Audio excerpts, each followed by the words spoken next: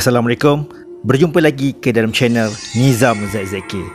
Baiklah, untuk video kali ini ada satu lagi kisah yang menarik untuk saya kongsikan, iaitu kisah kronologi dan misteri yang pernah berlaku di negara kita pada tahun 1993, iaitu kisah Mona Fendi.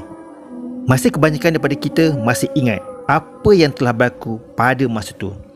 Okeylah, untuk tahu kisah seterusnya, apa kata kita saksikan video ini hingga habis.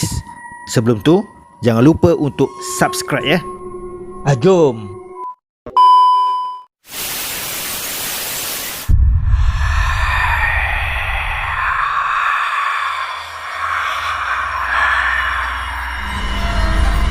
Mona Fendi.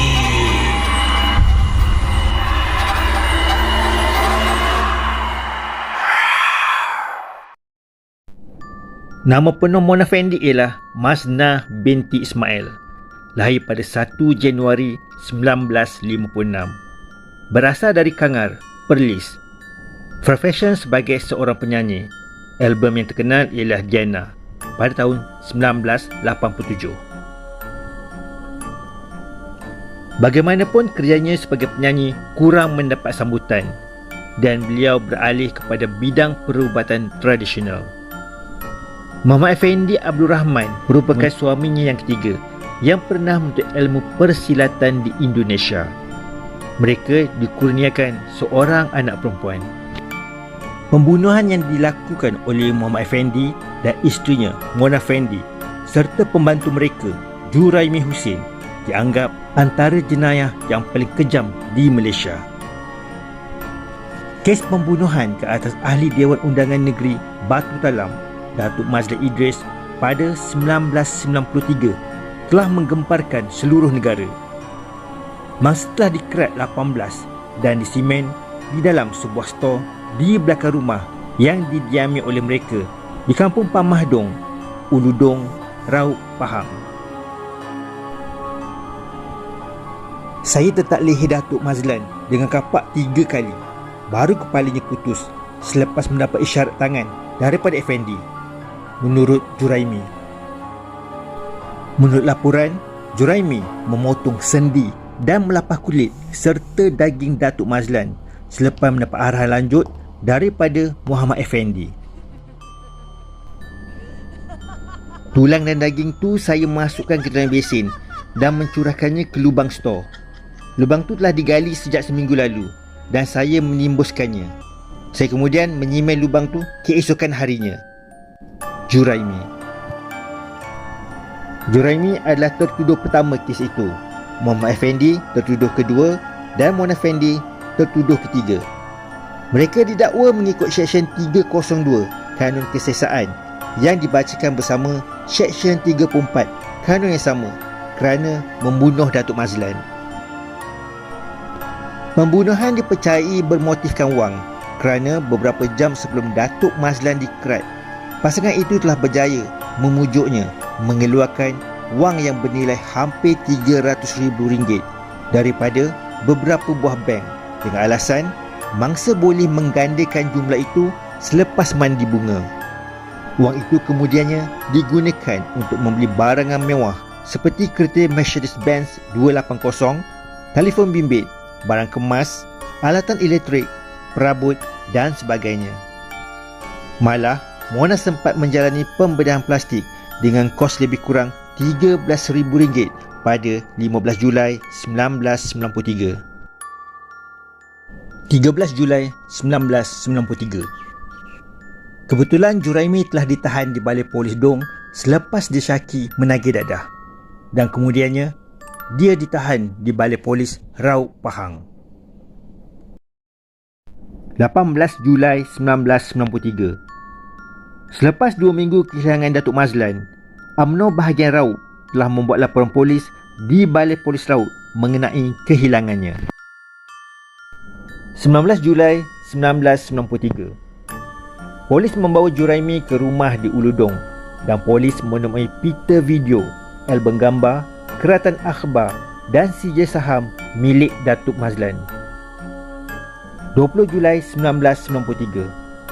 Kira-kira jam 11.45 malam, Muhammad Effendi dan Mona Effendi ditahan di sebuah rumah di Jalan 2/27C, Seksyen 5, Wangsa Maju, Kuala Lumpur. 23 Julai 1993. Mayat Datuk Mazlan dijumpai di sebuah rumah di Kampung Pamahdong, Puludong, Raub, Pahang. Mayatnya dipotong 18 bahagian dan tertanam di bilik stor pada kedalaman 1.8 meter. 1 Ogos 1993. Rangka 3 beranak ditemui di 2 tempat di Terengganu. Dikatakan dikerat dan ditanam sama dengan pembunuhan Datuk Mazlan. 10 Ogos 1993. Polis mendapat perintah riman terhadap Muhammad Effendi, Mona Effendi dan Juraimi sehingga 16 Ogos bagi membantu siasatan polis berhubung kes pembunuhan seorang wanita, Fatimah Muhammad, berusia 32 tahun. 15 Ogos 1993. Polis menjumpai beberapa anggota badan manusia yang ditanam di kawasan bekas rumah yang pernah didiami oleh pasangan bomoh ini di Kampung Nelayan, Teluk Gong, Kelang. 17 Ogos 1993. Polis mendapat perintah mahkamah supaya pasangan bomoh itu dan Juraimi ditahan di penjara Pudu dan penjara Kajang. 10 Februari 1995. Perbicaraan berlangsung selama 69 hari dan melibatkan 76 orang saksi. Selepas beberapa kali perbicaraan, akhirnya Mahkamah Tinggi Temerloh menjatuhkan hukuman gantung hingga mati ke atas Muhammad Effendi, Mona Effendi dan Juraimi kerana bersalah membunuh Datuk Mazlan. 2 November 2001. Tepat jam 5.59 pagi, Mona Effendi, Muhammad Effendi dan Juraimi digantung serentak di penjara Kajang. Mona Effendi dan suaminya, Muhammad Effendi, telah dikebumikan di tanah perkuburan Masjid Kajang. Juraimi pula dikebumikan di kampungnya, Kampung Teluk Gong, Pelabuhan Kelang, Selangor. Walaupun nyawa Mona Effendi telah berakhir di tali gantung, tetapi pelbagai kejadian misteri telah menghantui selepas kematiannya.